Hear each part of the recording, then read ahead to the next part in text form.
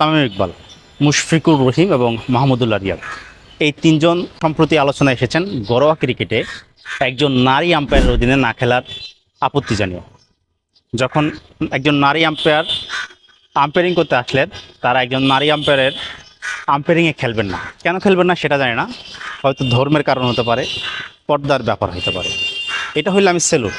কিন্তু আমার প্রশ্ন হচ্ছে, যেই ধর্মের কারণে একজন নারী আম্পায়ারের আম্পায়ারিংয়ে খেলবেন না, সেই ধর্ম কি নাফিসা কামালের অধীনে খেলতে নিষেধ করে না?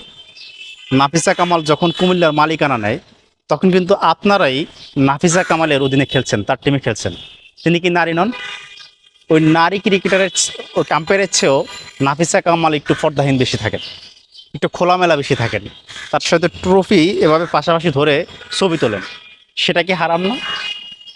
আপনারাই আবার ক্যারিবীয় টিমে গিয়ে খেলেন, প্রিমিয়ার লিগে খেলেন, শ্রীলঙ্কান প্রিমিয়ার লিগে গিয়ে খেলেন। সেখানে যখন আপনারা একটা ফোর মারেন, সেখানে কিন্তু কয়েকজন ডান্স করা মেয়ে থাকে, খুব উলঙ্গভাবে শর্ট প্যান্ট পরা থাকে, হ্যাঁ। তারপর খোলামেলা ড্রেসে তারা কী করে? ডান্স করে। একটা ফোর একটা সিক্স মারলে সেখানে কি আপনাদের ধর্ম আপনাদেরকে বাধা দেয় না? নাকি বাংলাদেশি নারী আম্পায়ার থাকলেই মানুষের আবেগকে ব্যবহার করার জন্য ধর্ম আপনাদেরকে বাধা দেয়? ভিডিওটা একটু লেটে বানাচ্ছি, কারণ হচ্ছে যেই ক্রিকেটাররা নারী আম্পায়ারের এগেনস্টে খেলবে না নিষেধ করছে, বাধা দিছে, আপত্তি জানাইছে, সেই ক্রিকেটাররা এখন আবার রাজি হয়েছে খেলবে। কারণ কি? কারণ প্যাদানি পড়ছে।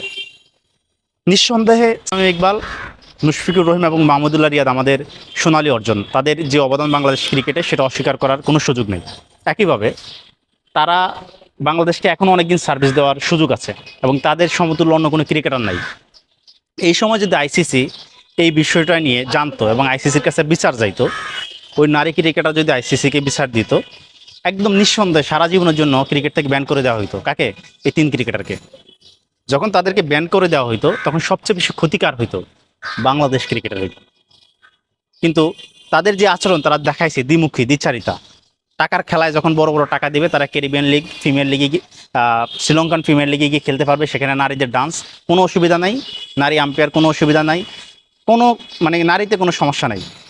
সাকিব আল হাসানও গিয়ে ইন্ডিয়া ফিমেল লিগ খেলে, মুস্তাফিজুর রহমান খেলতেছে, সেখানে নারীরা কিন্তু ডান্স করে একটা ফোর মারলে, হ্যাঁ, কোনো সমস্যা নাই। আবার নাফিসা কামালের মতো নারীরা যখন ক্রিকেট টিমের মালিক হয়, সেখানেও কোনো সমস্যা নেই, আম্পায়ার হইলে সমস্যা।